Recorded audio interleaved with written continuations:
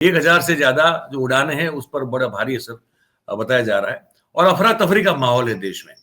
अब कोई ये हमको अब ये ना कह दे कि इसमें भी कोई फॉरेन हैंड है, अब पता नहीं है नहीं है, लेकिन अगर आप इसको बता दें कि एक्चुअली ये माजरा क्या है, क्यों हुआ, वो जो कायदे कानून बनाए गए पिछले जून महीने में और फिर इसको इम्प्लीमेंट किया गया, हर चीज को प्लीज आप जरा खोल के बता दें, आपसे गुजारिश है। सभी दर्शक गणों को मेरा नमस्कार। और अभी मैं दीक्षित साहब को सुन रहा था, तो दीक्षित साहब ने बहुत ही तार्किक इसमें चीज़ें निकाली हैं, बहुत सारी चीज़ें इसमें कवर की हैं। But let me come to the technicalities of it. Mayur भाई, ये जो चीज़ हम देख रहे हैं ये अचानक नहीं हुआ है, ये अचानक नहीं हुआ है।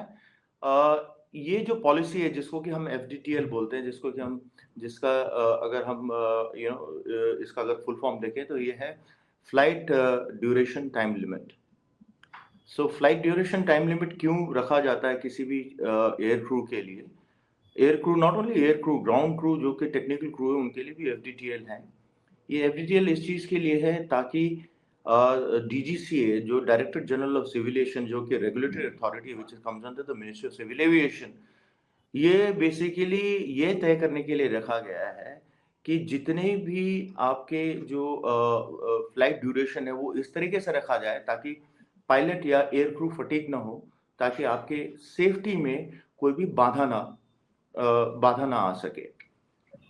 तो ये जो पॉलिसी है ये एक डायरेक्टरेट ऑफ फ्लाइट सेफ्टी है जो कि DGCA के अंतर्गत ही काम करती है। तो इन्होंने ये पहले ही आगाह कर दिया था और इसको रूल निकाल दिया जिसको कि हम CAR बोलते हैं, civil aviation requirements, not rule, civil aviation requirement. इसके तहत इन्होंने जून के पहले ही हफ्ते में इन लोगों ने कह दिया था कि इतना आपको कट ऑफ टाइम देते हैं तो आप अपने क्रू फिलॉसफी में बदली कीजिए, और ये हम FDTL आपको कर रहे हैं, जारी कर रहे हैं, तो आप लोगों को इस बारे में सचेत रहना पड़ेगा और आप उसी तरीके से आप अपने क्रू की जो संख्या है वो बढ़ाइए ताकि आप FDTL के रूल्स को फ्लाउट ना करें या उसको किसी भी तरीके से ना तोड़े, जिसके कारण की हादसा होने का पूरा चांस है। तो ये DGCA ने पहले ही जून के पहले ही हफ्ते में निकाल दिया था और इन लोग को एक वार्निंग पीरियड पे रखा था कि इस तारीख तक। तो लगभग 6 महीना था और ये नवंबर में पहला इसका जांच होना था, नवंबर के पहले हफ्ते में, जो कि किया गया। और इंडिया में 5 शेड्यूल्ड एयरलाइंस हैं जिसमें कि इंडिगो भी एक है।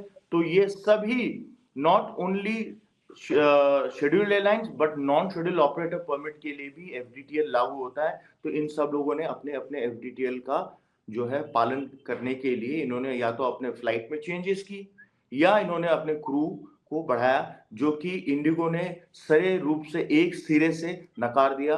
और जिसका जो नतीजा स्वरूप हम जो देख रहे हैं, जो पिछले 2-3 दिन में केओस हुआ है, जहाँ पे कि मयूर भाई ने बोला है कि एक बस स्टैंड से भी बदतर मंजर देखने को हमें मिला, जहाँ पे लोग परेशान हैं, जहाँ पे मैं उस बच्चे के लिए देख रहा हूँ जो एक बेचारी वहां पे 22-23 साल की बच्ची खड़ी है जो कि काउंटर में खड़ी है, उसको बताना मुश्किल हो रहा है कि क्यों लेट हो गए हम लोग या क्यों फ्लाइट नहीं उड़ रही है।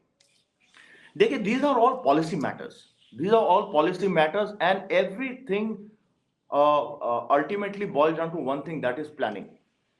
And planning is very faulty. Planning is extremely faulty. ये faulty क्यों हुआ है? आप देखिए, एक पैसेंजर, मतलब आप देखोगे एक नॉर्मल, आप देखिए, आप let me give you an example.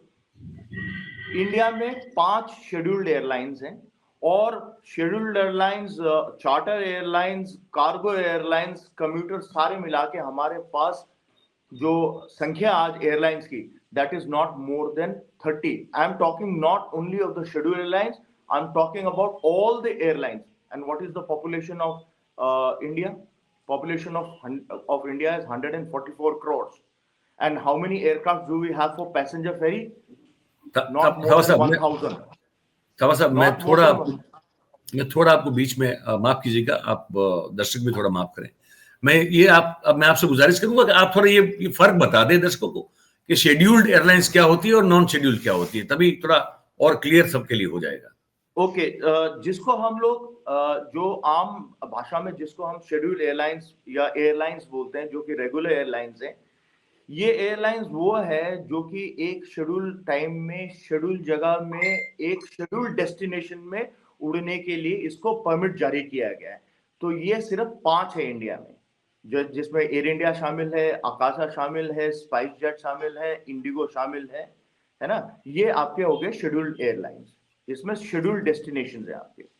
फिर हो गया आपका cargo airline. Cargo can be as per the needs of the cargo ferry, कहीं पे भी उड़ सकता है।